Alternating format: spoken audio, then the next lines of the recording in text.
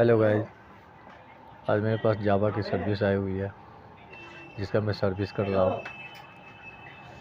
और किसी भाई को स्पोर्ट बाइक जावा हो, बुलेट हो, R15 हो, GTR हो, कोई सी भी गाड़ी हो, अगर सर्विस कराना हो या कोई भी प्रॉब्लम हो तो हमारे वीडियो पे लिंक पे नंबर दिया हुआ है, आप उस पर कॉल कर सकते हैं।